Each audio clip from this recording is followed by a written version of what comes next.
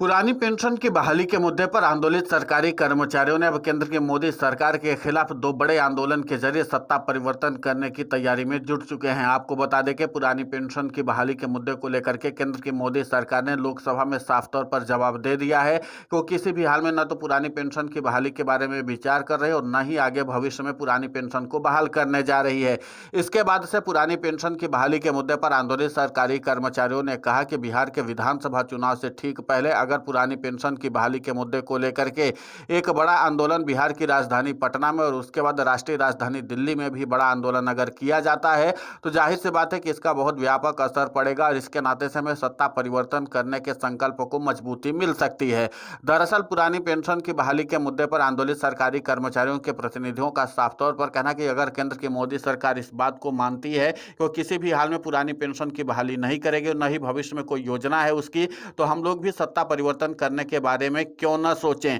और इसके बारे में अगर केंद्र की मोदी सरकार विचार नहीं कर सकती तो सरकारी कर्मचारी भी फिर केंद्र की मोदी की सरकार के बारे में क्यों सोचें, क्योंकि सरकारी कर्मचारियों को अपना बुढ़ापा सुरक्षित करना है। इसलिए माना जा रहा है कि राष्ट्रव्यापी तौर पर और प्रदेश व्यापी तौर पर बड़ा आंदोलन करने की तैयारी में पुरानी पेंशन की बहाली के मुद्दे पर आंदोलित सरकारी कर्मचारी और उनके प्रतिनिधि जुड़ चुके हैं। लेकिन बिहार के विधानसभा चुनाव से ठीक पहले अगर सरकारी कर्मचारियों का यह आंदोलन व्यापक रूप लेता है तो जाहिर सी बात है कि विपक्ष की ओर से भी इस मुद्दे को लपकने की कवायद की जाएगी। हालांकि मुख्य विपक्षी पार्टियों की ओर से लगातार पुरानी पेंशन की बहाली के मुद्दे को हवा भी दी जा रही है और कई बार देश की संसद में इस मुद्दे को उठाने की कवायद भी की गई है। लेकिन एनएमओपीएस के राष्ट्रीय अध्यक्ष और रटेवा के प्रदेशाध्यक्ष विजय कुमार बंधु ने कहा कि पुरानी पेंशन की बहाली के मुद्दे को और भी ज्यादा अगर गति देनी है तो हमें बहुत बड़े व्यापक तौर पर आंदोलन करने की जरूरत है। और इसके लिए एनएमओपीएस के राष्ट्रीय अध्यक्ष और रटेवा के प्रदेशाध्यक्ष विजय कुमार बंधु ने साफ तौर पर इस बात का इशारा कर दिया कि सबसे पहले बिहार की राजधानी पटना में एक बड़ा आंदोलन करने की जरूरत है। माना जा रहा है कि इसमें प्रदेश भर के सभी कर्मचारी संगठन जो होंगे,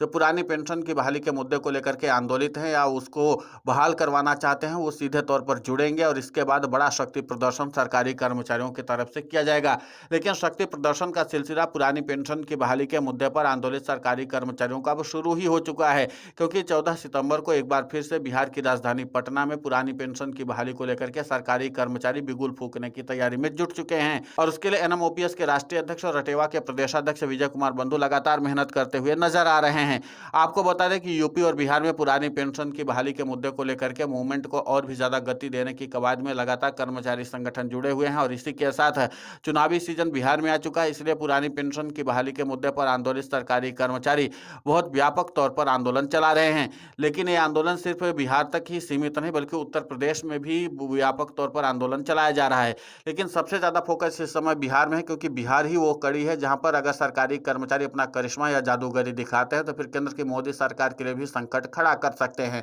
और वो संकट ये है कि अगर बिहार में एनडीए का सत्ता परिवर्तन हो जाता है, यानी एनडीए की सरकार नहीं बनती है और महागठबंधन की सरकार बन जाती है, तो फिर वहां पर चुनावी वादे के तौर पर किए गए वादा, पुरानी पेंशन की बहाली का जो वादा किया था महागठबंधन ने, उसको पूरा करना पड़ जाएगा। और अगर जो महागठबंधन सत्ता में आ जाते तो सरकारी कर्मचारियों को पुरानी पेंशन का लाभ मिलेगा और दूसरी ओर एनडीए को भी झटका लग जाएगा। और जैसे ही एनडीए को झटका लगेगा और बिहार के मुख्यमंत्री नीतीश कुमार फौरन पाला बदलेंगे और महागठबंधन सीधे यह शर्त रख देगा कि आपको केंद्र से भी अपना समर्थन वापस लेना होगा। और अगर केंद्र से नीतीश कुमार समर्थन वापस ले सकते हैं तो फिर केंद्र की मोदी सरकार गिर भी सकती है। इसलिए पुरानी पेंशन की बहाली के मुद्दे पर आंदोलित सरकारी कर्मचारियों का मूवमेंट जो है वो बहुत तेजी से गति लेता हुआ नजर आ रहा है। इसके नाते से केंद्र की मोदी सरकार बैकफुट पर आ सकती है। लेकिन उसके पहले सरकारी कर्मचारी 14 सितंबर को एक बार फिर से प्रधानमंत्री नरेंद्र मोदी के बिहार दौरे से ठीक पहले अपना शक्ति प्रदर्शन करेंगे और इस शक्ति प्रदर्शन के जरिए सरकारी कर्मचारी इस बात का संदेश देने की कोशिश करेंगे कि पुरानी पेंशन की बहाली के मुद्दे पर कोई समझौता करने की स्थिति में नहीं है। और इसीलिए व्यापक तौर पर योजनाबद्ध तरीके से सरकारी कर्मचारी अपनी रणनीति को बना रहे हैं। आपको बता दें कि बिहार में इन दिनों एनडीए के घटक दलों की भी टेंशन बढ़ी हुई, क्योंकि बिहार में सरकारी कर्मचारी जमीनी स्तर पर अपने आंदोलन को और भी ज्यादा मजबूत कर चुके हैं और बिहार में एनडीए के खिलाफ जबरदस्त तरीके से एंटी इनकम्बेंसी का माहौल भी देखने को मिल रहा है। और खुद ही राजनीतिक विश्लेषक भी इस बात को स्वीकार करते हैं कि अगर बिहार में जिस तरीके से सरकारी कर्मचारी अपने मूवमेंट को आगे बढ़ा रहे हैं और 14 सितंबर को एक बार फिर से बड़ा शक्ति प्रदर्शन करने की तैयारी में जुटे हुए, तो उसके बाद सरकारी कर्मचारी बिहार में कुछ भी कर सकते हैं, सत्ता परिवर्तन भी कर सकते हैं। और कई जगह पर सरकारी कर्मचारियों ने अपनी एकजुटता और मूवमेंट के जरिए सत्ता परिवर्तन करके दिखाया भी है।